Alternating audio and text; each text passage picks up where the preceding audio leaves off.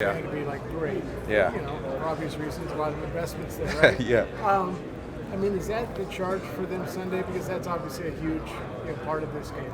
Well, that's I think what I talked about. They got to wreak havoc each and every week, and we have dedicated a lot of resources. We've been mindful. That was our intention. Make a group that was going to be something to be reckoned with each and every week. We unfortunately have taken some hits there. Guys like Ronnie Blair, probably very underrated. What a good football player he is. DJ Jones, same way, was really emerging.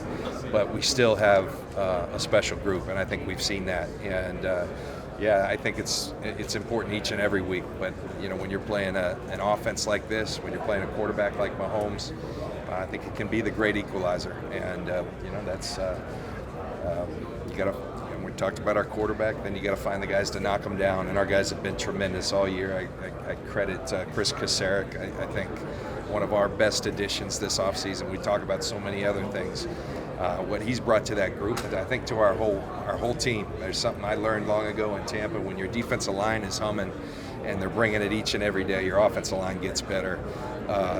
Linebackers and DBs have to sprint to the ball because it's embarrassing getting passed up by a defensive lineman. So I think it really can lift an entire team, and a guy like Chris who demands perfection and effort each and every day. I think it raises all boats, and he's been a big part of that group. What's the status of Joe Woods?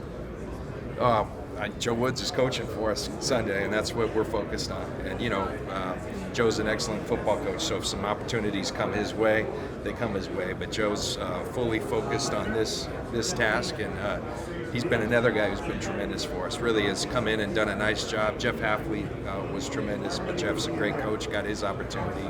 And Joe and Daniel Bullocks have done a great job with that group as well. John, how did you get out of the draft meetings with John Elway back in 2012 or 13?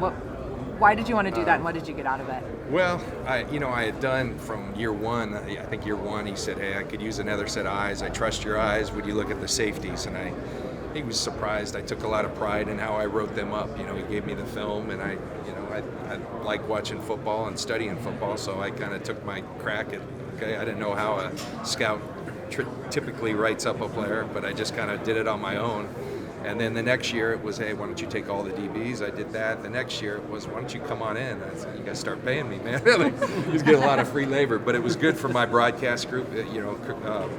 Knowledge, just kind of staying up on things and players, and so I think I got that. And just to see how the process works, it's interesting. Players have no idea like what goes on. You're not invited in those situations.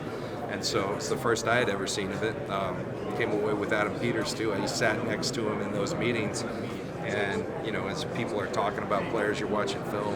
Sometimes you bend, you lean over and you whisper, and I kind of like the way he saw football, and so John was good to allow us to have Adam have a real good opportunity, and he's added a lot to our organization. But I think also the itch to maybe do this someday. That's probably the biggest thing.